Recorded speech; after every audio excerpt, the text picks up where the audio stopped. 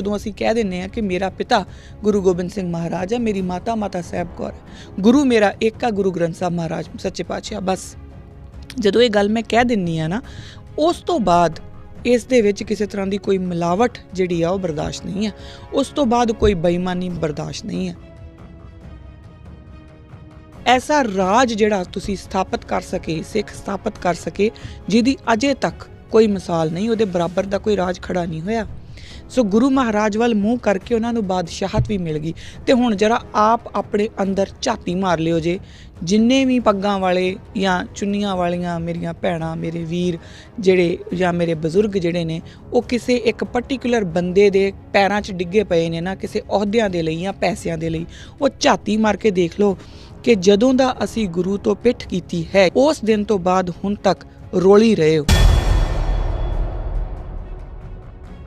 ਅਸੀਂ ਬਾਰ-ਬਾਰ ਇਹ ਬੋਲਦੇ ਆ, ਸਿੱਖਾਂ ਦਾ ਰਾਜ 50 ਸਾਲ ਰਿਹਾ, ਸਿੱਖਾਂ ਦਾ ਰਾਜ 50 ਸਾਲ ਰਿਹਾ। ਨਹੀਂ, ਸਿੱਖਾਂ ਦਾ ਰਾਜ 50 ਸਾਲ ਨਹੀਂ ਰਿਹਾ। ਸਿੱਖਾਂ ਦਾ ਰਾਜ ਗੁਰੂ ਨਾਨਕ ਸਾਹਿਬ ਨੇ ਜਦੋਂ ਕਰਤਾਰਪੁਰ ਸਾਹਿਬ ਫਾਊਂਡ ਕੀਤਾ, ਸਿੱਖਾਂ ਦਾ ਰਾਜ ਉਦੋਂ ਹੀ ਸ਼ੁਰੂ ਹੋ ਗਿਆ ਸੀ।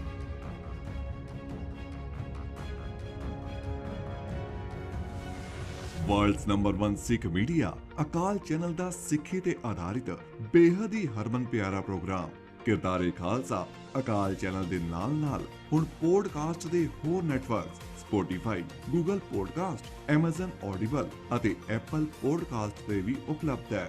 ਵਧੇਰੇ ਜਾਣਕਾਰੀ ਲਈ ਡਿਸਕ੍ਰਿਪਸ਼ਨ ਦੇ ਵਿੱਚ ਦਿੱਤੇ ਗਏ ਲਿੰਕ ਤੇ ਕਲਿੱਕ ਕਰੋ ਜੀ। ਵਾਹਿਗੁਰੂ ਜੀ ਕਾ ਖਾਲਸਾ, ਵਾਹਿਗੁਰੂ ਜੀ ਕੀ ਫਤਿਹ। ਕਿਰਦਾਰੇ ਖਾਲਸਾ ਦੇ ਅੱਜ ਦੇ ਇਸ ਐਪੀਸੋਡ ਦੇ ਵਿੱਚ ਮੈਂ ਕਿਰਨਪ੍ਰੀਤ ਕੌਰ ਆਪ ਸਭ ਦਾ ਬਹੁਤ-ਬਹੁਤ ਸਵਾਗਤ ਕਰਦੀ ਹਾਂ ਜੀ। ਪਿਛਲੇ ਐਪੀਸੋਡ ਦੇ ਵਿੱਚ ਜੋ ਆਪਾਂ ਗੱਲ ਕਰ ਰਹੇ ਸੀਗੇ, ਉਹ ਗੱਲ ਸੀਗੀ ਮਸੰਦਾਂ ਬਾਰੇ, ਕਿ ਮਸੰਦਾਂ ਦਾ rise and then the downfall, ਕਿ ਕਿਵੇਂ ਗੁਰੂ ਮਹਾਰਾਜ ਦੀ ਕਿਰਪਾ ਦੇ ਨਾਲ ਹੀ ਕੁਝ ਆਮ ਸਿੱਖ ਜਿਹੜੇ ਨੇ, ਉਹਨਾਂ ਨੂੰ ਆਮ ਸਿੱਖ ਪਰ ਨਾਮ ਦੇ ਧਾਰਨੀ, ਉਹਨਾਂ ਸਿੱਖਾਂ ਨੂੰ ਕਿਵੇਂ ਗੁਰੂ ਮਹਾਰਾਜ ਇੱਕ ਮਸਨਦ ਦੀ ਕੁਰਸੀ ਜਿਹੜੀ ਆ ਉਹ ਬਖਸ਼ਦੇ ਨੇ। ਮਤਲਬ ਕਿ ਜਿਹੜਾ ਤਖਤ ਹੁੰਦਾ ਉਸ ਤੋਂ ਇੱਕ ਕਦਮ ਥੱਲੇ ਉਹ ਇੱਕ ਐਸੀ ਵੱਡੀ ਜਿਹੜੀ ਜ਼ਿੰਮੇਦਾਰੀ ਆ ਉਹਨਾਂ ਨੂੰ ਬਖਸ਼ਦੇ ਨੇ। ਪਰ ਜਿਵੇਂ ਜਿਵੇਂ ਮਸੰਦਾਂ ਦੇ ਕਰੈਕਟਰ ਦੇ ਵਿੱਚ ਇੱਕ ਢਲਾਨ ਆਉਂਦੀ ਗਈ ਹੈ, ਕਹਿ ਲਈ ਨਿਗਾਰ ਆਉਂਦਾ ਗਿਆ, ਕਿ ਉਹਨਾਂ ਨੇ ਗੁਰੂ ਵੱਲ ਪਿੱਠ ਕਰਨੀ ਸ਼ੁਰੂ ਕਰ ਦਿੱਤੀ ਅਤੇ ਆਮ ਦੁਨਿਆਵੀ ਜਿਹੜੀਆਂ ਗੱਲਾਂ ਨੇ, ਪੈਸਾ, ਪਾਵਰ, ਇਹਦੇ ਵੱਲ ਮੂੰਹ ਕਰਨਾ ਸ਼ੁਰੂ ਕਰ ਦਿੱਤਾ। ਔਰ ਉਹ ਸੰਗਤ ਦੇ ਨਾਲ ਵੀ ਜਿਹੜੇ ਨੇ ਉਹਨਾਂ ਨੇ ਵਫਾ ਨਹੀਂ ਕਮਾਈ। ਅਤੇ ਜਦੋਂ ਉਸ ਲੈਵਲ ਦੇ ਉੱਤੇ ਪਹੁੰਚਦੇ ਨੇ ਤਾਂ ਗੁਰੂ ਮਹਾਰਾਜ ਬਕਾਇਦਾ 10ਵੇਂ ਜਾਮੇ ਦੇ ਵਿੱਚ ਉਹਨਾਂ ਹੀ ਮਸੰਦਾਂ ਦਾ ਜਿਨ੍ਹਾਂ ਦਾ ਉਹ ਚੌਥੇ ਜਾਮੇ ਦੇ ਵਿੱਚ ਜਿਨ੍ਹਾਂ ਨੂੰ ਸਥਾਪਿਤ ਕਰਦੇ ਨੇ, ਉਹਨਾਂ ਹੀ ਮਸੰਦਾਂ ਨੂੰ ਖ਼ਤਮ ਕਰ ਦਿੰਦੇ ਨੇ, ਉਸ ਪੂਰੇ ਸਿਸਟਮ ਨੂੰ ਹੀ ਖ਼ਤਮ ਕਰ ਦਿੰਦੇ ਨੇ। ਸੋ ਇਹ ਜਿਹੜੀ ਹਿਸਟਰੀ ਆ, ਇਹ ਪਿਛਲੇ ਐਪੀਸੋਡ ਦੇ ਵਿੱਚ ਆਪਾਂ ਬੜਾ ਡਿਟੇਲ ਦੇ ਵਿੱਚ ਇਹਦੇ ਬਾਰੇ ਗੱਲ ਕੀਤੀ ਸੀਗੀ। ਔਰ ਬਾਰ-ਬਾਰ ਮੈਂ ਇਹੀ ਗੱਲ ਕਹਿੰਦੀ ਹੁੰਦੀ ਹਾਂ ਕਿ ਸਾਡੀ ਜਿਹੜੀ ਹਿਸਟਰੀ ਹੈ ਨਾ, ਗੁਰੂ ਮਹਾਰਾਜ ਨੇ ਉਹਨਾਂ ਨੇ ਬਾਕੀਆਂ ਵਾਂਗ ਇਹ ਨਹੀਂ ਕੀਤਾ। ਇਸੇ ਲਈ ਜਿਹੜਾ ਸਿੱਖ ਧਰਮ ਹੈ ਨਾ, ਉਹ ਨਿਆਰਾ ਧਰਮ ਹੈ। ਇਸੇ ਲਈ ਇਹ ਪੰਥ ਨਿਆਰਾ ਹੈ, ਕਿਉਂਕਿ ਜਿਹੜੇ ਇਹਦੇ ਪੈਰੋਕਾਰ ਨੇ, ਜਿਹੜੇ ਇਹਦੇ ਪੈਗੰਬਰ ਨੇ, ਉਹਨਾਂ ਨੇ ਬੈਠ ਕੇ ਕਿਤੇ ਸਿਰਫ ਅਤੇ ਉਹਨਾਂ ਨੇ ਆਪਣੇ ਪ੍ਰਵਚਨ ਨਹੀਂ ਦਿੱਤੇ। ਇਹ ਨਹੀਂ ਉਹਨਾਂ ਨੇ ਕਿਹਾ ਕਿ ਅਸੀਂ ਤੁਹਾਨੂੰ ਪ੍ਰਵਚਨ ਦੇ ਰਹੇ ਹਾਂ ਅਤੇ ਤੁਸੀਂ ਮੰਨੋ, ਅਸੀਂ ਨਹੀਂ ਮੰਨਣਾ। ਜਿੱਦਾਂ ਅੱਜ ਕੱਲ੍ਹ ਦੇ ਜਿਹੜੇ ਜਿਨ੍ਹਾਂ ਨੂੰ ਆਪਾਂ ਸੋ ਕਾਲ ਜਿਹੜੇ ਬਾਬੇ ਆ, ਹੈ ਨਾ, ਜਿਹੜੇ ਵੱਡੀਆਂ ਸਟੇਜਾਂ ਦੇ ਉੱਤੋਂ ਇਹ ਬੋਲਦੇ ਆ ਕਿ ਜੀ ਇਹ ਤਾਂ ਸਾਰੀ ਜੀ ਮੋਹ ਮਾਇਆ ਹੈ ਜੀ, ਪੈਸੇ ਨੂੰ ਤਾਂ ਇਕੱਠਾ ਹੀ ਨਾ ਕਰੋ, ਅਤੇ ਆਪ ਉਹਨਾਂ ਕੋਲ ਲਗਜ਼ਰੀ ਗੱਡੀਆਂ, ਬੀਮਰ ਔਰ ਲੈਕਸਸ ਵਰਗੀਆਂ ਗੱਡੀਆਂ ਉਹ ਪੰਜਾਬ ਦੇ ਵਿੱਚ ਲਈ ਫਿਰਦੇ ਆ। ਸੋ ਉਹ ਇਸੇ ਲਈ ਇਹ ਜਿਹੜਾ ਬੜਾ ਡਿਫਰੈਂਸ ਆ, ਬਹੁਤ ਇੱਕ ਜ਼ਮੀਨ ਅਸਮਾਨ ਦਾ ਫ਼ਰਕ ਹੈ, ਕਿਸੇ ਤਰ੍ਹਾਂ ਦੀ ਕੋਈ ਤੁਲਨਾ ਨਹੀਂ ਹੋ ਸਕਦੀ।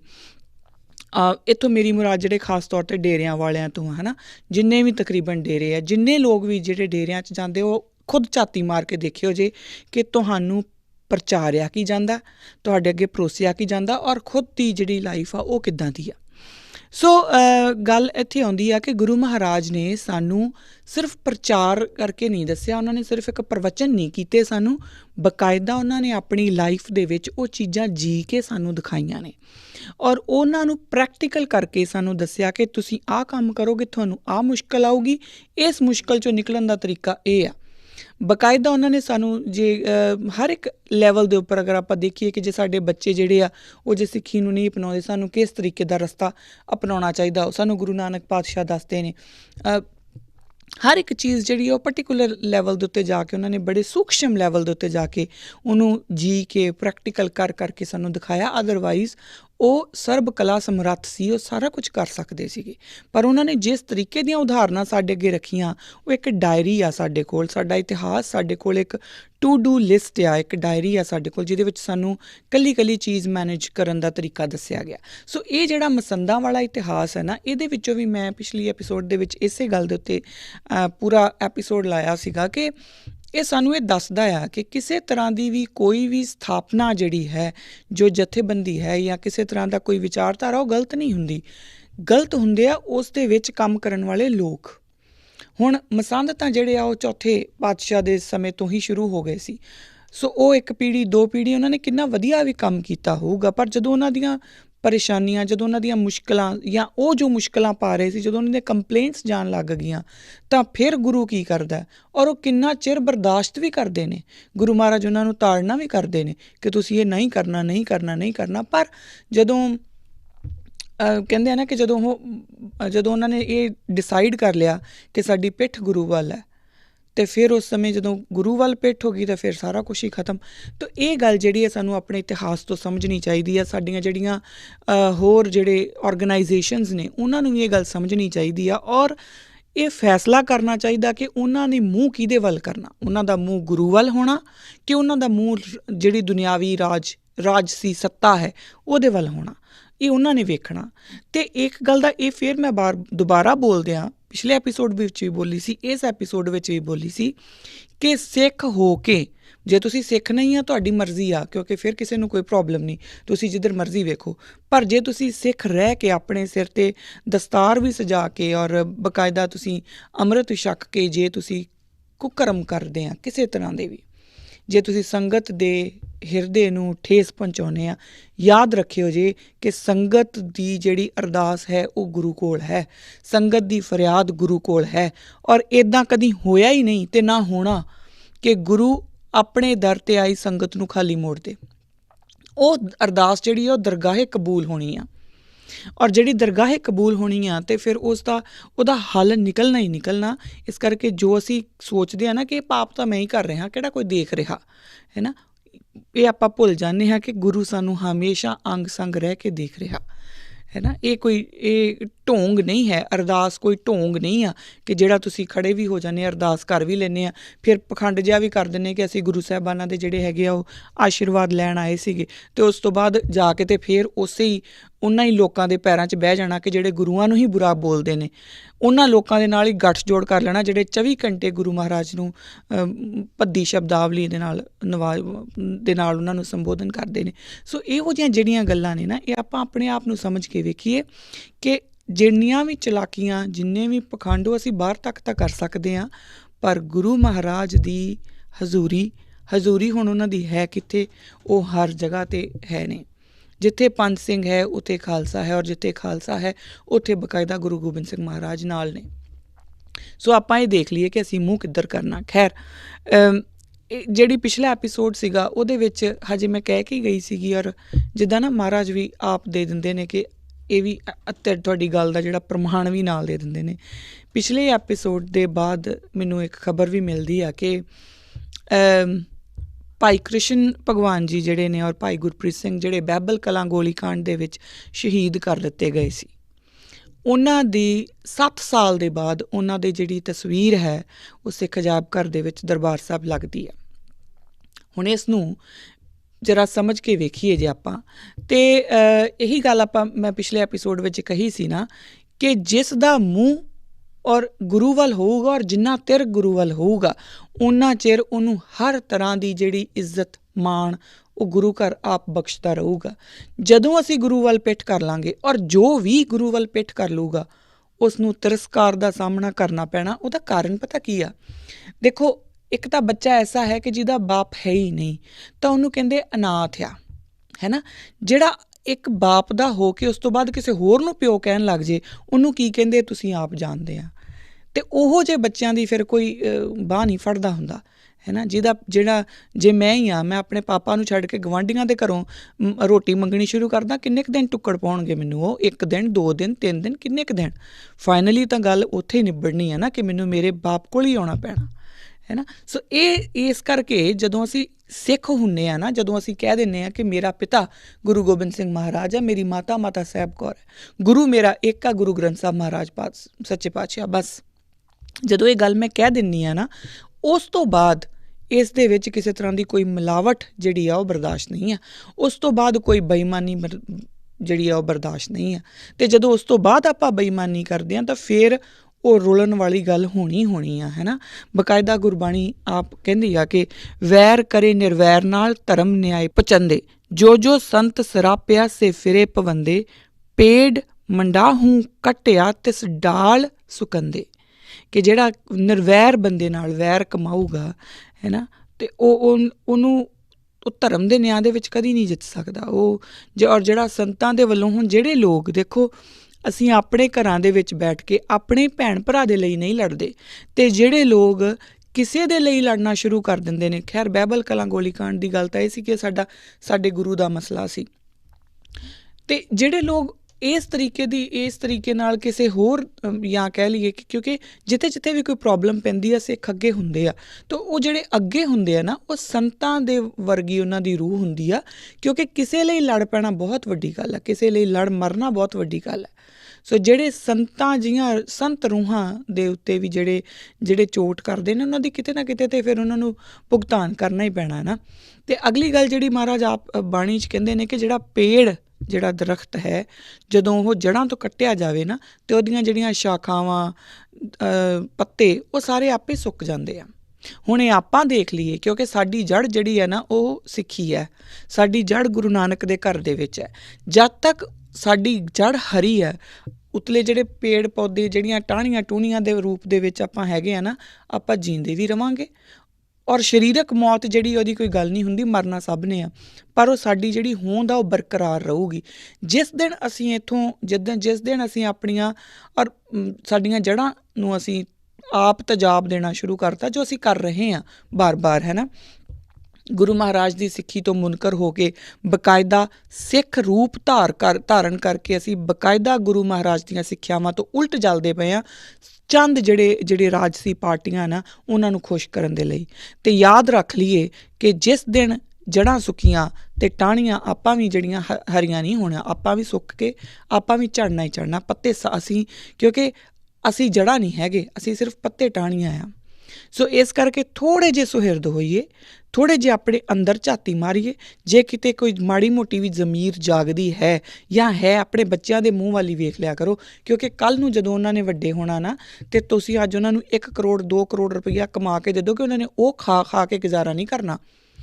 ਅੰਤ ਉਹਨਾਂ ਨੂੰ ਆਪਣੀ ਹੋਂਦ ਦੇ ਉੱਤੇ ਹੀ ਆਉਣਾ ਪੈਣਾ ਆ, ਅਤੇ ਉਸ ਵੇਲੇ ਤੁਸੀਂ ਆਪਣੇ ਬੱਚਿਆਂ ਦੇ ਮੂਹਰੇ ਇੰਨੇ ਕੁ ਕੰਢੇ ਬੀਜ ਚੁੱਕੇ ਹੋਵੋਗੇ ਕਿ ਤੁਹਾਨੂੰ ਉਹ ਫਿਰ ਇਕੱਠੇ ਕਰਨੇ ਉਹਨਾਂ ਬੱਚਿਆਂ ਦੇ ਵਾਸਤੇ ਹੋਣਾ ਨਹੀਂ ਤਰੀਕਾ, ਉਹ ਕਿਸੇ ਤਰੀਕੇ ਨਾਲ ਹੋਣੇ ਨਹੀਂ। ਫਿਰ ਉਹ ਇੱਕ ਸ਼ਹੀਦੀਆਂ ਦਾ ਦੌਰ ਚੱਲੂਗਾ, ਕਿਉਂਕਿ ਸਿੱਖੀ ਕਦੇ ਖਤਮ ਨਹੀਂ ਹੋਣੀ। ਇਹ ਆਪਾਂ ਇਹ ਸਮਝ ਲਈਏ।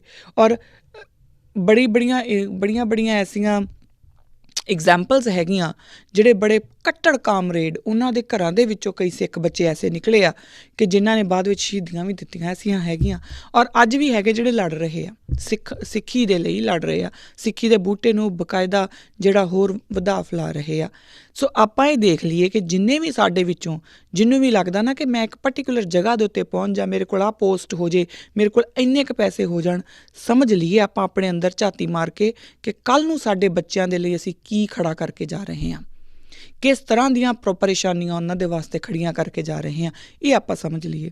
ਖੈਰ ਜਿਹੜਾ ਅੱਜ ਦਾ ਐਪੀਸੋਡ ਹੈ ਉਹ ਬਹੁਤ ਲੰਬੀ ਗੱਲ ਮੇਰੀ ਜਿਹੜੀ ਆ ਉਹ ਪੁਰਾਣੇ ਐਪੀਸੋਡ ਦੇ ਉੱਤੇ ਹੋ ਗਈ, ਪਰ ਇਹ ਗੱਲਾਂ ਜ਼ਰੂਰੀ ਨੇ ਕਰਨੀਆਂ, ਕਿਉਂਕਿ ਉਸ ਤੋਂ ਬਿਨਾਂ ਸਾਨੂੰ ਮੈਨੂੰ ਲੱਗਦਾ ਬਾਰ-ਬਾਰ ਹਲੂਣਾ ਦੇਣ ਦੀ ਜ਼ਰੂਰਤ ਪੈਂਦੀ ਆ।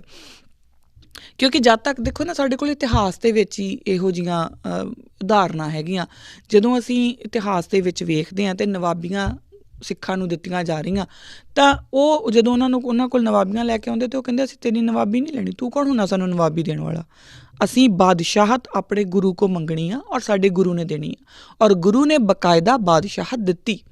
ਐਸਾ ਰਾਜ ਜਿਹੜਾ ਤੁਸੀਂ ਸਥਾਪਿਤ ਕਰ ਸਕੇ, ਸਿੱਖ ਸਥਾਪਿਤ ਕਰ ਸਕੇ, ਜਿਹਦੀ ਅਜੇ ਤੱਕ ਕੋਈ ਮਿਸਾਲ ਨਹੀਂ, ਉਹਦੇ ਬਰਾਬਰ ਦਾ ਕੋਈ ਰਾਜ ਖੜਾ ਨਹੀਂ ਹੋਇਆ। ਸੋ ਗੁਰੂ ਮਹਾਰਾਜ ਵੱਲ ਮੂੰਹ ਕਰਕੇ ਉਹਨਾਂ ਨੂੰ ਬਾਦਸ਼ਾਹਤ ਵੀ ਮਿਲ ਗਈ। ਅਤੇ ਹੁਣ ਜਰਾ ਆਪ ਆਪਣੇ ਅੰਦਰ ਝਾਤੀ ਮਾਰ ਲਿਓ ਜੇ, ਜਿੰਨੇ ਵੀ ਪੱਗਾਂ ਵਾਲੇ ਜਾਂ ਚੁੰਨੀਆਂ ਵਾਲੀਆਂ ਮੇਰੀਆਂ ਭੈਣਾਂ, ਮੇਰੇ ਵੀਰ ਜਿਹੜੇ ਜਾਂ ਮੇਰੇ ਬਜ਼ੁਰਗ ਜਿਹੜੇ ਨੇ, ਉਹ ਕਿਸੇ ਇੱਕ ਪਰਟੀਕੂਲਰ ਬੰਦੇ ਦੇ ਪੈਰਾਂ 'ਚ ਡਿੱਗੇ ਪਏ ਨੇ ਨਾ, ਕਿਸੇ ਅਹੁਦਿਆਂ ਦੇ ਲਈ ਜਾਂ ਪੈਸਿਆਂ ਦੇ ਲਈ। ਉਹ ਝਾਤੀ ਮਾਰ ਕੇ ਦੇਖ ਲਓ ਕਿ ਜਦੋਂ ਦਾ ਅਸੀਂ ਗੁਰੂ ਤੋਂ ਪਿੱਠ ਕੀਤੀ ਹੈ ਜਾਂ ਤੁਸੀਂ ਗੁਰੂ ਤੋਂ ਪਿੱਠ ਕੀਤੀ ਹੈ, ਉਸ ਦਿਨ ਤੋਂ ਬਾਅਦ ਹੁਣ ਤੱਕ ਰੋਲੀ ਰਹੇ ਹੋ। ਸਿੱਖਾਂ ਦੇ ਵਿੱਚ ਵੀ ਤੁਹਾਨੂੰ ਗਾਲਾਂ ਪੈ ਰਹੀਆਂ, ਅਤੇ ਅੱਗੋਂ ਤੇ ਜੋ ਤੁਹਾਡਾ ਹਸ਼ਰ ਕਰਦੇ ਆ ਉਹ ਕਿਸੇ ਤੋਂ ਲੁਕਿਆ ਹੋਇਆ ਨਹੀਂ, ਕਿਉਂਕਿ ਤੁਹਾਡੀ ਜ਼ੁਬਾਨ ਹੀ ਖੋਲ੍ਹ ਲਈ ਉਹਨਾਂ ਨੇ, ਤੁਸੀਂ ਬੋਲ ਹੀ ਨਹੀਂ ਸਕਦੇ। ਗੁਰੂ ਵੱਲ ਹੀ ਮੂੰਹ ਕਰਕੇ ਬਾਦਸ਼ਾਹਤ ਮਿਲਣੀ। ਇੱਕ ਵਾਰੀ ਕਰਕੇ ਤਾਂ ਵੇਖੋ, ਇੱਕ ਵਾਰੀ ਗੁਰੂ ਵੱਲ ਮੂੰਹ ਕਰਕੇ ਤਾਂ ਵੇਖੋ। ਜੇ ਗੁਰੂ ਵੱਲ ਮੂੰਹ ਕਰਕੇ ਆਪਾਂ ਪੂਰਨ ਤੌਰ 'ਤੇ ਗੁਰੂ ਨੂੰ ਸਮਰਪਿਤ ਹੋ ਕੇ ਤੁਰੀਏ ਅਤੇ ਸਾਡੇ ਕੋਲ ਬਾਦਸ਼ਾਹਤ ਨਾ ਆਵੇ, ਤਾਂ ਜੈਸੀ ਸਜ਼ਾ ਕਹੋਗੇ ਮੈਂ ਝੱਲਣ ਨੂੰ ਤਿਆਰ ਹਾਂ, ਕਿਉਂਕਿ ਮੈਨੂੰ ਮੇਰੇ ਗੁਰੂ 'ਤੇ ਪੂਰਾ ਭਰੋਸਾ। ਜਿਹੜੇ ਮੇਰੇ ਵਰਗੇ ਜਿਨ੍ਹਾਂ ਨੂੰ ਕੱਖਾਂ ਦੇ ਭਾਅ ਵੀ ਕੋਈ ਨਹੀਂ ਨਾ ਪੁੱਛਦਾ ਸੀਗਾ, ਉਹਨਾਂ ਨੂੰ ਐਸੇ ਦੇਸ਼ਾਂ ਦੇ ਵਿੱਚ ਗੁਰੂ ਮੇਰਾ ਸਿਰਫ ਇੱਕ ਵਿਸ਼ਵਾਸ ਦੇ ਉੱਤੇ ਬਿਠਾ ਸਕਦਾ ਹੈ ਨਾ, ਤਾਂ ਉਹ ਸਰਬ ਕਲਾ ਸਮਰਾਤਾ, ਉਹ ਕੁਛ ਵੀ ਕਰ ਸਕਦਾ ਹੈ ਨਾ। ਜਿਹੜਾ ਅੱਜ ਦਾ ਐਪੀਸੋਡ ਆ ਉਹ ਇਹਦੇ ਨਾਲ ਹੀ ਰਿਲੇਟਡ ਆ, ਕਿਉਂਕਿ ਅੱਜ ਅਸੀਂ ਗੁਰੂ ਰਾਮਦਾਸ ਪਾਤਸ਼ਾਹ ਵੱਲੋਂ ਜਿਹੜਾ ਅੰਮ੍ਰਿਤਸਰ ਨਗਰੀ ਦਾ ਵਸਾਇਆ ਜਾਣਾ, ਉਹਦੇ ਬਾਰੇ ਗੱਲ ਕਰਨੀ ਆ।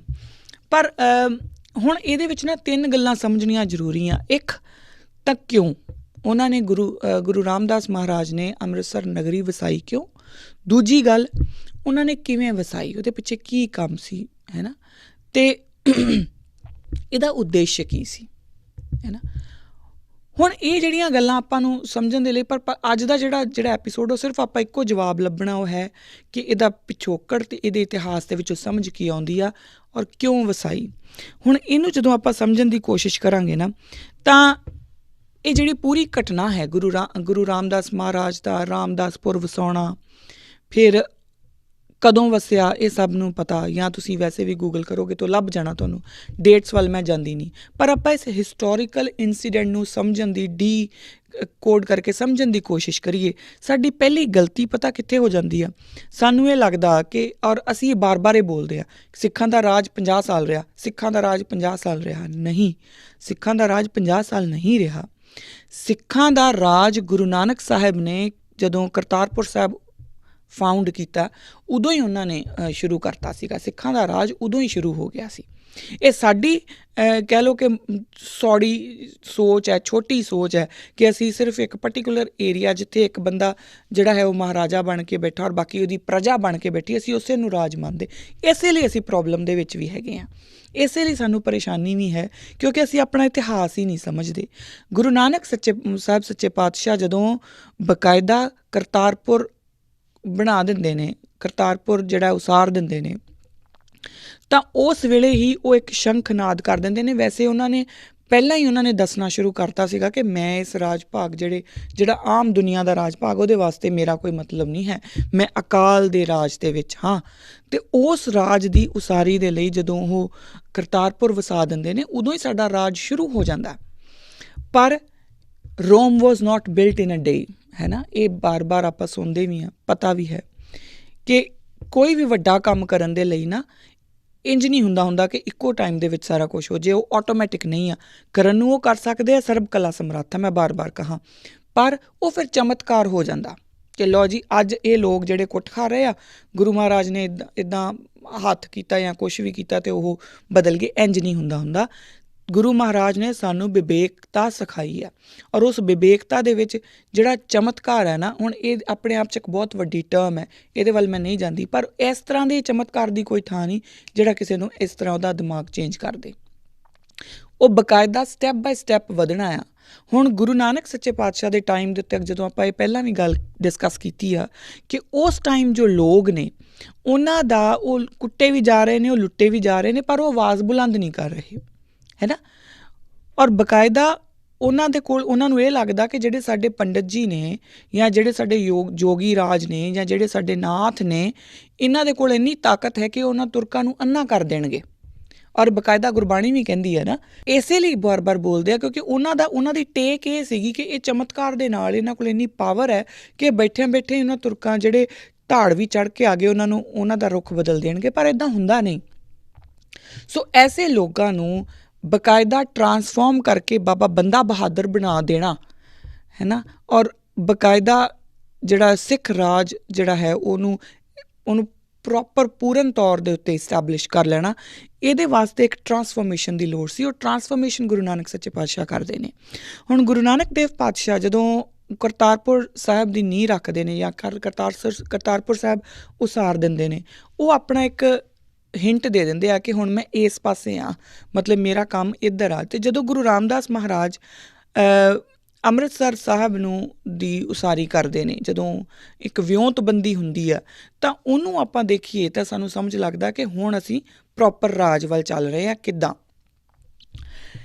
ਦੇਖੋ, ਇੱਕ ਤਾਂ ਇਹ ਕੰਟੀਨਿਊਟੀ ਆ, ਹੈ ਨਾ। ਕੰਟੀਨਿਊਟੀ ਵਿੱਚ ਸਮਝੀਏ, ਅੰਮ੍ਰਿਤਸਰ ਸਾਹਿਬ ਦੇ ਨਾਲ ਹੀ ਆਪਾਂ ਲੈ ਕੇ ਚੱਲੀਏ ਤਾਂ ਇਹ ਨਹੀਂ ਆ ਕਿ ਗੁਰੂ ਰਾਮਦਾਸ ਮਹਾਰਾਜ ਨੇ ਗਏ ਇੱਕ ਜਗ੍ਹਾ ਦੇ ਉੱਤੇ, ਉਹਨਾਂ ਨੇ ਕਿਹਾ ਕਿ ਆਹ ਜਗ੍ਹਾ ਮੈਨੂੰ ਪਸੰਦ ਹੈ ਤਾਂ ਇੱਥੇ ਮੈਂ ਇੱਕ ਨਗਰ ਵਸਾਉਣਾ।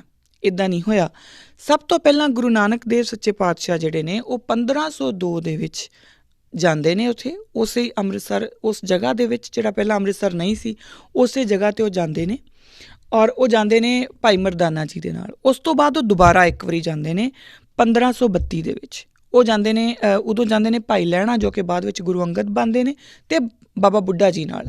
ਹੁਣ ਇਹ ਦੋਨੋਂ ਹੀ ਚੀਜ਼ਾਂ ਸਮਝਣ ਵਾਲੀਆਂ ਕਿ ਜਦੋਂ ਉਹ ਦੁਬਾਰਾ ਜਾਂਦੇ ਨੇ ਤਾਂ ਉਹ ਭਾਈ ਲਹਿਣੇ ਦੇ ਨਾਲ ਜਾਂਦੇ ਨੇ ਅਤੇ ਬਾਬਾ ਬੁੱਢਾ ਜੀ ਨਾਲ ਜਾਂਦੇ ਨੇ। ਬਾਬਾ ਬੁੱਢਾ ਜੀ ਕੌਣ ਨੇ?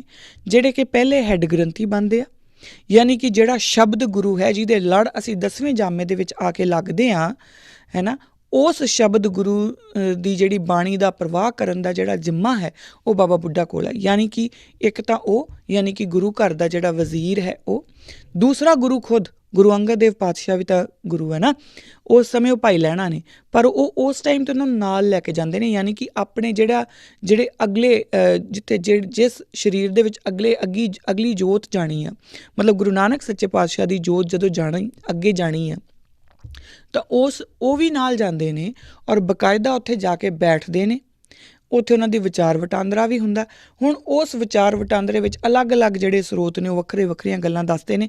ਮੈਂ ਉੱਧਰ ਜਾਂਦੀ ਹੀ ਨਹੀਂ ਕਿ ਕਿਹੜਾ ਸਰੋਤ ਕੀ ਕਹਿੰਦਾ, ਪਰ ਆਪਾਂ ਇਹ ਸਮਝੀਏ ਕਿ ਇੱਕ ਵਾਰੀ ਗੁਰੂ ਨਾਨਕ ਦੇਵ ਮਹਾਰਾਜ ਜਦੋਂ ਭਾਈ ਮਰਦਾਨੇ ਨਾਲ ਚਲੇ ਜਾਂਦੇ ਆ, ਉਸ ਤੋਂ ਬਾਅਦ ਇਹਨਾਂ ਦੋਨਾਂ ਨੂੰ ਲੈ ਕੇ ਜਾਣ ਦਾ ਕੋਈ ਤਾਂ ਕਾਰਨ ਹੋਊਗਾ। ਦੋਨਾਂ ਨੂੰ ਨਾਲ ਲੈ ਕੇ ਜਾਣ ਦਾ, ਉੱਥੇ ਬੈਠਣਾ, ਉੱਥੇ ਬੈਠ ਕੇ ਬਕਾਇਦਾ ਜਿਹੜਾ ਇੱਕ ਉਹ ਖੂਹ ਮਾਤਰ ਹੈ ਉਹਨੂੰ ਹੋਰ ਉਹਦੇ 'ਚੋਂ ਪਾਣੀ ਲੈਣਾ, ਉਹਦਾ ਕੋਈ ਤਾਂ ਕਾਰਨ ਹੋਊਗਾ ਨਾ। ਖੈਰ, ਇਹਨੂੰ ਆਪਾਂ ਅੱਗੇ ਕੰਟੀਨਿਊਟੀ ਵਿੱਚ ਵੇਖੀਏ ਤਾਂ ਗੁਰੂ ਅੰਗਦ ਦੇਵ ਯਾਨੀ ਕਿ ਜੋ ਭਾਈ ਲਹਿਣਾ ਜੀ ਸੀ, ਉਹਨਾਂ ਨੂੰ ਉਸ ਜਗ੍ਹਾ ਦਾ ਮਹੱਤਵ ਜੋ ਹੈ ਉਹ ਗੁਰੂ ਨਾਨਕ ਦੇਵ ਮਹਾਰਾਜ ਆਪ ਸਮਝਾਉਂਦੇ ਨੇ। ਔਰ ਉਸ ਤੋਂ ਬਾਅਦ ਬਕਾਇਦਾ ਗੁਰੂ ਅਮਰਦਾਸ ਸਾਹਿਬ ਜਿਹੜੇ ਨੇ, ਉਹਨਾਂ ਦੇ ਵੇਲੇ ਹੀ ਇਸ ਨਗਰ ਦੀ ਉਸਾਰੀ ਦਾ ਕੰਮ ਸ਼ੁਰੂ ਹੋ ਗਿਆ ਸੀ।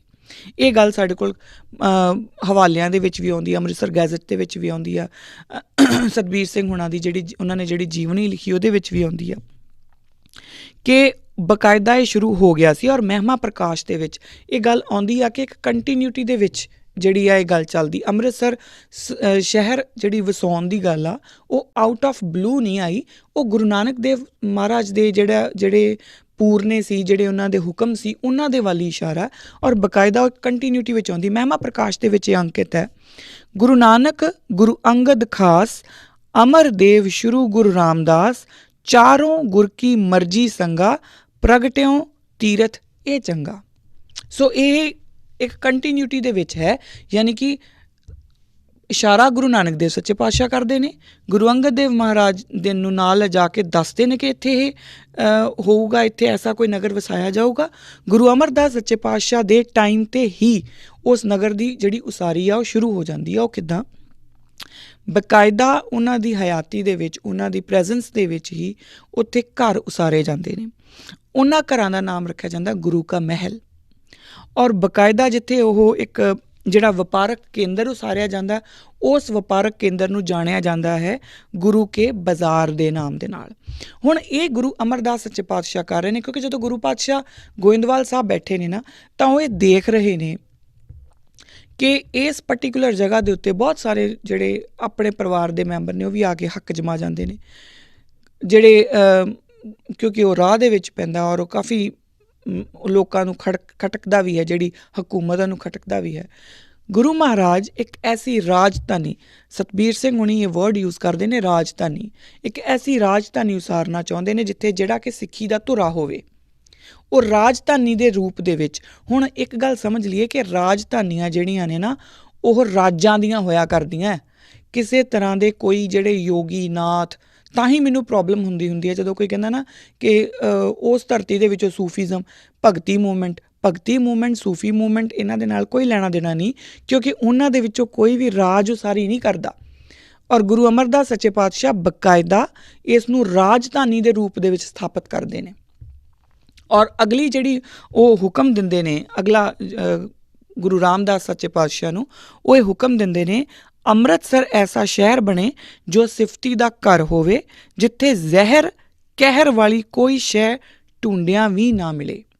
ਇਹ ਗੱਲ ਬੜੀ ਇੰਪੋਰਟੈਂਟ ਹੈ ਨਾ। ਹੁਣ ਇਹ ਐਜ਼ ਇਟ ਇਜ਼ ਮੈਂ ਪੜ੍ਹਿਆ ਜੋ ਸਤਬੀਰ ਸਿੰਘ ਉਹਨਾਂ ਨੇ ਲਿਖਿਆ, ਬਟ ਉਹ ਅੰਮ੍ਰਿਤਸਰ ਇੱਕ ਐਸਾ ਸਿਫਤੀ ਦਾ ਘਰ ਜਿੱਥੇ ਕੋਈ ਜ਼ਹਿਰ ਅਤੇ ਕਹਿਰ ਵਾਲੀ ਚੀਜ਼ ਸ਼ਹਿ ਢੂੰਡਿਆਂ ਵੀ ਨਾ ਮਿਲੇ। ਹੁਣ ਇਹਨੂੰ ਆਪਾਂ ਸਮਝੀਏ, ਅੰਮ੍ਰਿਤਸਰ ਦੀ ਜਿਹੜੀ ਅੱਜ ਦੀ ਸਥਿਤੀ ਹੈ ਨਾ, ਉਹ ਕੀ ਆ? ਅੰਮ੍ਰਿਤਸਰ ਦੇ ਵਿੱਚ ਨਸ਼ਾ ਵੀ ਵਿਕ ਰਿਹਾ, ਅੰਮ੍ਰਿਤਸਰ ਦੇ ਵਿੱਚ ਦਿਨ ਦਿਹਾੜੇ ਲੁੱਟਾਂ ਵੀ ਹੋ ਰਹੀਆਂ, ਯਾਨੀ ਕਿ ਕਹਿਰ ਵੀ ਹੋ ਰਿਹਾ ਅਤੇ ਜ਼ਹਿਰ ਵੀ ਵਿਕ ਰਿਹਾ, ਦੋਨੋਂ ਚੀਜ਼ਾਂ ਹੀ ਆ। ਸੋ ਕਿਆ ਇਹ ਗੁਰੂ ਦੇ ਬੋਲਾਂ ਦੇ ਉੱਤੇ ਆਪਾਂ ਕਿੰਤੂ ਕਰੀਏ? ਨਾ। ਗੁਰੂ ਦਾ ਬੋਲ ਅੰਮ੍ਰਿਤਸਰ ਸ਼ਹਿਰ ਵਾਸਤੇ ਸੀ। ਗੁਰੂ ਦਾ ਬੋਲ ਉਹਨਾਂ ਸਿੱਖਾਂ ਦੇ, ਉਹਨਾਂ ਲੋਕਾਂ ਦੇ ਜਿਹੜੇ ਜਿਨ੍ਹਾਂ ਦਾ ਮੂੰਹ ਗੁਰੂ ਵੱਲ ਹੋਵੇਗਾ, ਉਹਨਾਂ ਵਾਸਤੇ ਸੀ। ਆਪਾਂ ਆਪਣੇ ਘਰਾਂ ਦੇ ਵਿੱਚ ਦੇਖੀਏ ਕਿ ਅਸੀਂ ਕਿੰਨਾ ਕੁਛ, ਕਿੰਨੇ ਪਖੰਡ, ਕਿੰਨੇ ਢਕਵੰਜਾਂ ਦੇ ਵਿੱਚ ਵੜ ਗਏ ਆ। ਕਿਆ ਅਸੀਂ ਗੁਰੂ ਵਾਲੇ ਹਾਂ? ਜਦੋਂ ਅਸੀਂ ਗੁਰੂ ਵਾਲੇ ਹੀ ਨਹੀਂ, ਤਾਂ ਫਿਰ ਅਸੀਂ ਕਿਹੜੇ ਮੂੰਹ ਨਾਲ ਗੁਰੂ ਕੋਲੋਂ ਮੰਗਦੇ ਹਾਂ ਕਿ ਤੇਰਾ ਤਾਂ ਵਚਨ ਇਹ ਸੀ ਕਿ ਉੱਥੇ ਜ਼ਹਿਰ ਕਹਿਰ ਨਹੀਂ ਹੋਣਾ ਚਾਹੀਦਾ? ਕਿਹੜੇ ਮੂੰਹ ਨਾਲ? ਸਾਨੂੰ ਗੁਰੂ ਕੋਲੋਂ ਜਵਾਬ ਲੈਣ ਦੇ ਲਈ ਪਹਿਲਾਂ ਗੁਰੂ ਵੱਲ ਮੂੰਹ ਤਾਂ ਕਰਨਾ ਪਊਗਾ ਨਾ। ਅੰਮ੍ਰਿਤਸਰ ਦੇ ਵਿੱਚੋਂ ਹੀ ਮੈਂ ਬਹੁਤ ਲੰਬਾ ਸਮਾਂ ਅੰਮ੍ਰਿਤਸਰ ਰਹੀ ਹਾਂ। ਮੈਂ ਕਹਿ ਸਕਦੀ ਹਾਂ ਕਿ ਜਿਸ ਤਰੀਕੇ ਦੀ ਇੱਕ ਆਬੋ ਹਵਾ ਉੱਥੇ ਆ ਨਾ, ਮੈਂ ਇਨਵਾਇਰਮੈਂਟ ਦੀ ਗੱਲ ਨਹੀਂ ਕਰਦੀ, ਮੈਂ ਹੋਰ ਕਿਸੇ ਚੀਜ਼ ਦੀ ਗੱਲ ਨਹੀਂ ਕਰਦੀ। ਜਦੋਂ ਤੁਸੀਂ ਅੰਮ੍ਰਿਤਸਰ ਦੇ ਵਿੱਚ ਵਿਚਰਨਾ ਸ਼ੁਰੂ ਹੋ ਜਾਂਦੇ, ਬਹੁਤ ਸਾਰੇ ਲੋਕ ਇਹ ਕਹਿੰਦੇ ਵੀ ਆ ਕਿ ਅੰਮ੍ਰਿਤਸਰ 'ਚ ਰਹਿ ਚੁੱਕੇ ਲੋਕ ਹੋਰ ਕਿਤੇ ਰਹਿੰਦੇ ਨਹੀਂ ਫਿਰ, ਕਿਉਂਕਿ ਉਹਨਾਂ ਦਾ ਦਿਲ ਹੀ ਨਹੀਂ ਲੱਗਦਾ। ਔਰ ਇਹ ਗੱਲ ਸੱਚ ਹੈ, ਮੈਂ ਉੱਥੇ ਰਹਿ ਕੇ ਦੇਖਿਆ। ਗੁਰੂ ਮਹਾਰਾਜ ਦੀ ਬਖਸ਼ਿਸ਼ ਅੱਜ ਵੀ ਉੱਥੇ ਨਿਰੰਤਰ ਚੱਲ ਰਹੀ ਆ, ਪਰ ਕਿਉਂਕਿ ਅਸੀਂ ਆਪਣੇ ਘਰਾਂ ਦੇ ਵਿੱਚ ਆਪਣੇ ਘਰਾਂ ਦੇ ਵਿੱਚ ਜਿਹੜੀ ਸਿੱਖੀ ਦਾ ਬੂਟਾ ਲਾਉਣਾ ਸੀ, ਅਸੀਂ ਉਹਨੂੰ ਪਾਸੇ ਕਰਕੇ ਬਕਾਇਦਾ ਅਸੀਂ ਆਪਣੀ ਜਿਹੜੀ ਦੌੜ ਆ ਉਹਦੇ ਵੱਲ ਲੱਗ ਗਏ, ਔਰ ਉਹਦੇ ਨਾਲ ਅਸੀਂ ਗੁਰੂ ਨੂੰ ਪਿੱਠ ਦੇਣੀ ਸ਼ੁਰੂ ਕਰ ਦਿੱਤੀ। ਸੋ ਜਦੋਂ ਅੱਜ ਜ਼ਹਿਰ ਅਤੇ ਕਹਿਰ ਦੋਵੇਂ ਅੰਮ੍ਰਿਤਸਰ ਦੇ ਵਿੱਚ ਚੱਲ ਰਹੇ ਆ ਨਾ, ਤਾਂ ਆਪਾਂ ਇਹ ਸਮਝ ਲਈਏ ਕਿ ਜੋ ਨਗਰੀ ਗੁਰੂ ਨੇ ਵਸਾਈ ਸੀ, ਉਹ ਨਗਰੀ ਦੇ ਬਾਸ਼ਿੰਦੇ ਬਕਾਇਦਾ ਗੁਰੂ ਦੇ ਪੈਰੋਕਾਰ ਸੀ, ਗੁਰੂ ਵੱਲ ਮੂੰਹ ਕਰਕੇ ਰੱਖਦੇ ਸੀ। ਅੱਜ ਕਿਸ ਤਰੀਕੇ ਨਾਲ ਅਸੀਂ ਆਪਣੇ ਗੁਰੂ ਨੂੰ ਪਿੱਠ ਦਿੱਤੀ ਹੋਊਗੀ ਕਿ ਉਸੇ ਨਗਰੀ ਦੇ ਵਿੱਚ ਜ਼ਹਿਰ ਵੀ ਹੈ ਅਤੇ ਕਹਿਰ ਵੀ ਹੈ। ਸੋ ਜਿਹੜੇ ਵੀ ਮਾਈ ਭੈਣ ਜਾਂ ਮੇਰੇ ਜਿਹੜੇ ਬਜ਼ੁਰਗ ਨੇ, ਉਹ ਅੰਮ੍ਰਿਤਸਰ ਦੇ ਲੋਕਾਂ ਦੀ ਖਾਸ ਮੈਂ ਉਹਨਾਂ ਦੀ ਗੱਲ ਕਰ ਰਹੀ ਹਾਂ, ਜੇ ਉਹ ਚਾਹੁੰਦੇ ਨੇ ਨਾ ਕਿ ਉਹਨਾਂ ਦੇ ਘਰਾਂ ਦੇ ਵਿੱਚ ਨਸ਼ਾ ਨਾ ਵੜੇ, ਉਹਨਾਂ ਦੇ ਘਰਾਂ ਵਿੱਚ ਚੋਰੀ ਨਾ ਹੋਵੇ, ਉਹਨਾਂ ਦੇ ਘਰਾਂ ਵਿੱਚ ਜ਼ਹਿਰ ਵੀ ਨਾ ਹੋਵੇ ਅਤੇ ਕਹਿਰ ਵੀ ਨਾ ਹੋਵੇ, ਤਾਂ ਤੁਹਾਨੂੰ ਮੂੰਹ ਗੁਰੂ ਰਾਮਦਾਸ ਵੱਲ ਹੀ ਕਰਨਾ ਪੈਣਾ। ਤੁਸੀਂ ਕਿਸੇ ਬਾਬੇ 'ਤੇ ਚੱਲ ਜਾਓ, ਤੁਸੀਂ ਕਿਸੇ ਸਾਧ ਦੇ ਡੇਰੇ 'ਤੇ ਚੱਲ ਜਾਓ, ਤੁਸੀਂ ਕਿਤੇ ਚੱਲ ਜਾਓ, ਤੁਹਾਡਾ ਕਿਸੇ ਨੇ ਕੁਛ ਨਹੀਂ ਸਵਾਰਨਾ, ਕਿਉਂਕਿ ਇਹ ਨਗਰੀ ਹੀ ਗੁਰੂ ਦੀ ਹੈ, ਇਹ ਨਗਰੀ ਹੀ ਗੁਰੂ ਨੇ ਵਸਾਈ ਹੈ ਨਾ।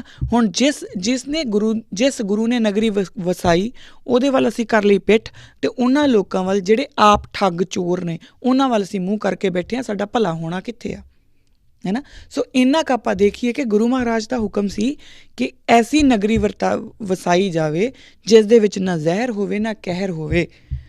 ਤਾਂ ਐਸੀ ਨਗਰੀ ਦੇ ਵਸਿੰਦੇ ਹੋਣ ਵਾਸਤੇ ਸਾਨੂੰ ਮੂੰਹ ਗੁਰੂ ਵੱਲ ਹੀ ਰੱਖਣਾ ਪੈਣਾ। ਸੋ ਇੱਕ ਤਾਂ ਗੱਲ ਇਹ ਆ।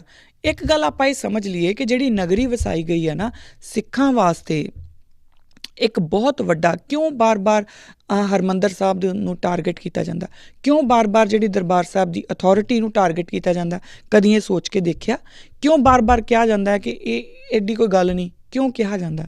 ਕਿਉਂਕਿ ਜਦੋਂ ਤੱਕ ਸਿੱਖਾਂ ਦੇ ਕੋਲ ਅੰਮ੍ਰਿਤਸਰ ਸ਼ਹਿਰ ਅਤੇ ਹਰਿਮੰਦਰ ਸਾਹਿਬ ਹੈ, ਤਦ ਤੱਕ ਸਾਨੂੰ ਇੱਕ ਗੱਲ ਯਾਦ ਆਉਂਦੀ ਰਹੂਗੀ ਕਿ ਸਾਡੇ ਗੁਰੂ ਨੇ ਇਹ ਨਗਰੀ ਵਸਾਈ ਸੀ, ਔਰ ਇਸ ਨਗਰੀ ਦਾ ਅੱਗੇ ਕੰਮਕਾਜ ਕਿੱਦਾਂ ਦਾ ਸੀ, ਉਹਦੇ ਬਾਰੇ ਵੀ ਆਪਾਂ ਡਿਸਕਸ ਕਰਦੇ ਹਾਂ। ਉੱਥੋਂ ਹੋਰ ਕਲੀਅਰ ਹੋ ਜਾਊਗਾ ਕਿ ਇੱਕ ਰਾਜ ਪਾਟ ਦੀ ਨਿਸ਼ਾਨੀ ਸੀ, ਸਾਡਾ ਰਾਜ ਸੀ ਉਹ, ਔਰ ਸਾਡੇ ਰਾਜ ਦੀ ਨੀਂਹ ਜਿਹੜੀ ਅਸੀਂ ਖਿੱਚ ਕੇ ਲੈ ਗਏ ਮਹਾਰਾਜਾ ਰਣਜੀਤ ਸਿੰਘ ਤੋਂ ਸ਼ੁਰੂ ਕਰਦੇ, ਉਹ ਮਹਾਰਾਜਾ ਰਣਜੀਤ ਸਿੰਘ ਤੋਂ ਸ਼ੁਰੂ ਨਹੀਂ ਹੋਈ, ਉਹ ਬਕਾਇਦਾ ਗੁਰੂ ਨਾਨਕ ਨੇ ਸ਼ੁਰੂ ਕੀਤੀ ਹੈ। ਜਦ ਤੱਕ ਸਾਡੇ ਕੋਲੋਂ ਉਸ ਜਗ੍ਹਾ ਦੇ ਲਈ ਸਾਡੇ ਦਿਲ ਦੇ ਵਿੱਚ ਆਦਰ ਸਨਮਾਨ ਹੈ, ਸਿੱਖੀ ਦੀ ਜੜ੍ਹ ਕੋਈ ਨਹੀਂ ਹਿਲਾ ਸਕਦਾ। ਕਿਉਂਕਿ ਗੁਰੂ ਗ੍ਰੰਥ ਸਾਹਿਬ ਮਹਾਰਾਜ ਦਾ ਸਭ ਤੋਂ ਪਹਿਲਾ ਪ੍ਰਕਾਸ਼ ਹਰਿਮੰਦਰ ਸਾਹਿਬ 'ਚ ਹੁੰਦਾ, ਹੈ ਨਾ।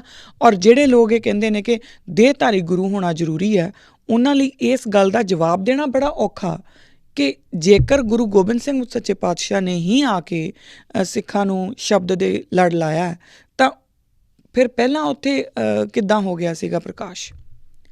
ਮੈਂ ਫਿਰ ਕਹਿ ਰਹੀ ਹਾਂ, ਕਿਉਂਕਿ ਸ਼ਬਦ ਗੁਰੂ ਸੁਰਤ ਧੁਨ ਚੇਲਾ, ਇਹ ਸਿਧਾਂਤ ਗੁਰੂ ਨਾਨਕ ਨੇ ਸਾਨੂੰ ਦੇ ਦਿੱਤਾ ਸੀ।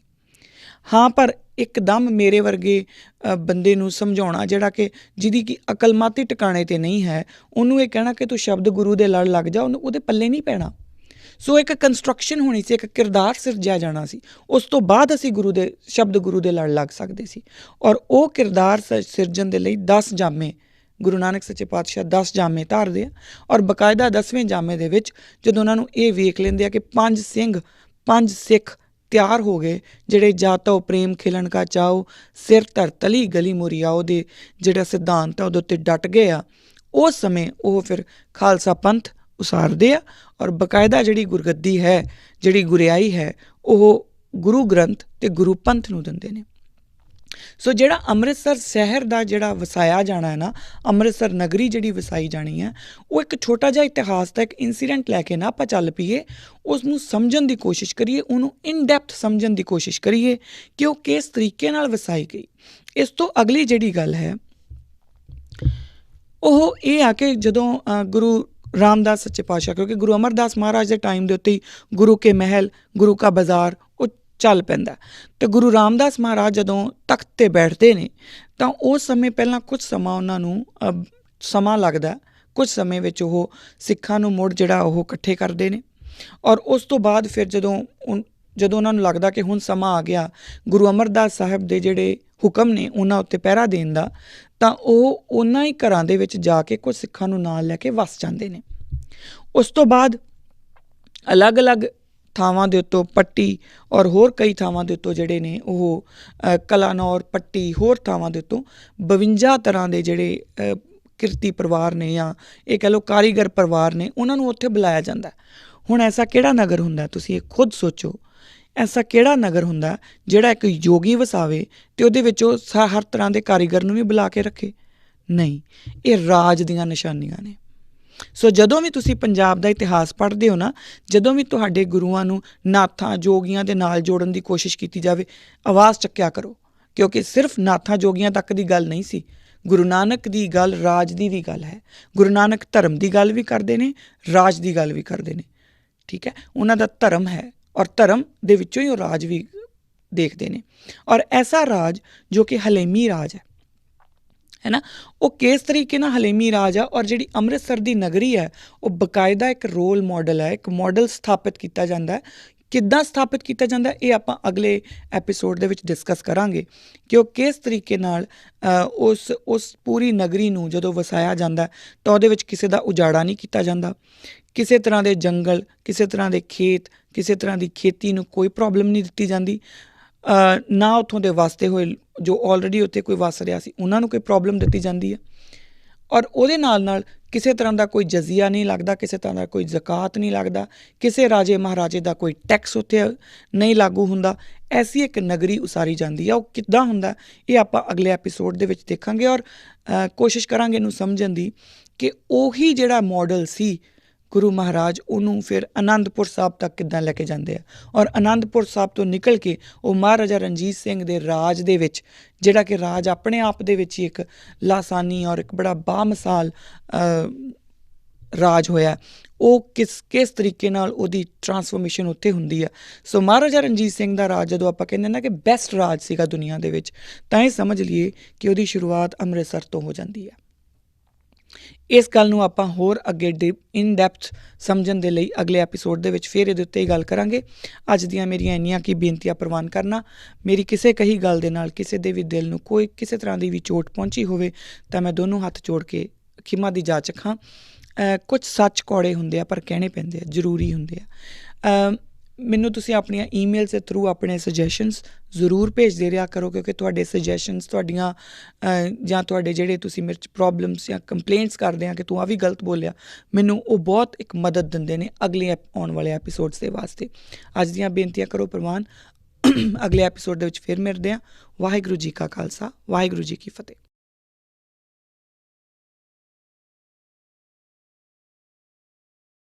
ਵਰਲਡਸ ਨੰਬਰ 1 ਸਿੱਖ ਮੀਡੀਆ ਅਕਾਲ ਚੈਨਲ ਦਾ ਸਿੱਖੀ ਤੇ ਆਧਾਰਿਤ ਬੇਹੱਦ ਹੀ ਹਰਮਨ ਪਿਆਰਾ ਪ੍ਰੋਗਰਾਮ ਕਿਰਦਾਰੇ ਖਾਲਸਾ ਅਕਾਲ ਚੈਨਲ ਦੇ ਨਾਲ ਹੁਣ ਪੋਡਕਾਸਟ ਦੇ ਹੋਰ networks Spotify, Google Podcast, Amazon Audible ਅਤੇ Apple Podcast ਤੇ ਵੀ ਉਪਲਬਧ ਹੈ। ਵਧੇਰੇ ਜਾਣਕਾਰੀ ਲਈ ਡਿਸਕ੍ਰਿਪਸ਼ਨ ਦੇ ਵਿੱਚ ਦਿੱਤੇ ਗਏ ਲਿੰਕ ਤੇ ਕਲਿੱਕ ਕਰੋ ਜੀ।